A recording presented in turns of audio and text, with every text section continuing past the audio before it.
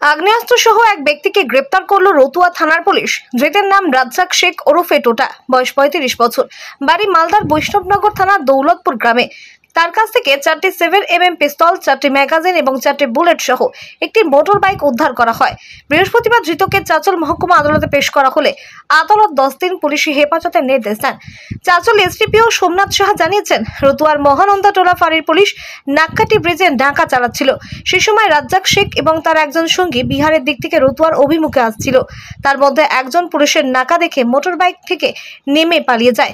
তাতেই পুলিশের সন্দেহ হয় এবং রাজ্জাককে মোটর বাইক সহ ধরে ফেলে। তার কাছে তল্লাশি চালিয়ে 4টি 7mm পিস্তল, 4টি ম্যাগাজিন, 4টি কার্তুজ উদ্ধার হয়। পলাতক অভিযুক্তের খোঁজ চালাচ্ছে পুলিশ। পুলিশ আরো জানিয়েছে, তারা বিহার থেকে আগ্নেয়াস্ত্র ও কার্তুজ এনে এপারে বিক্রির চক্রের সঙ্গে যুক্ত রয়েছে।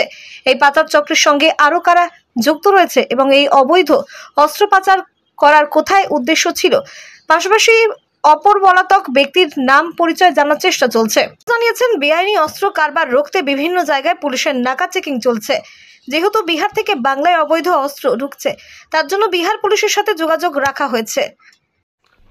26 তারিখ মোটামুটি ওই 10টা 15 নাগাদ, রাত্রি 10টা 15 নাগাদ রতুয়া থানার অন্তর্গত নাক্কাটি ব্রিজের ওখানে যখন আমাদের রুটিন নাকা চেকিং হচ্ছিল, তখন দেখা যায় একজন বাইকে করে, মানে একটা বাইক দূর থেকে আসে এবং সেই বাইকে দুজন ছিল। এবার নাকা চেকিং হচ্ছে দেখে সেই বাইক থেকে একজন নেমে পালানোর চেষ্টা করে।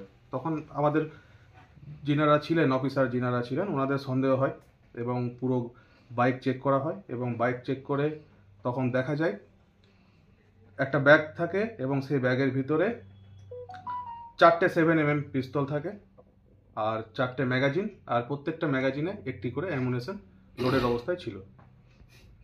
এই যে অবৈধ যে আর্মসগুলো আসছে, বিহার যোগ থাকছেই, হামেশাই এটাই দেখা যাচ্ছে স্যার। এভাবে এটাকে কিভাবে রুখবেন আপনারা? আমাদের সোর্স তো ম্যানেজমেন্ট হচ্ছেই, সঙ্গে নাকাও চলছে, কন্টিনিউয়াস নাকা চেকিং কন্টিনিউয়াস চলছে আমাদের। আগে চাঁচলে একটা হয়েছিল, রবারি হয়েছিল, তাতেও বিহার যোগ ছিল। যেহেতু হরিশ্চন্দ্রপুর, রতুয়া এবং কি মানিকচক এটা করিডোর হয়ে দাঁড়িয়েছে ঝাড়খণ্ড বিহারের, ওদিক দিয়ে ওই পথ দিয়ে যেন মানে কি আর্মসগুলো ঢুকছে বিহার থেকে।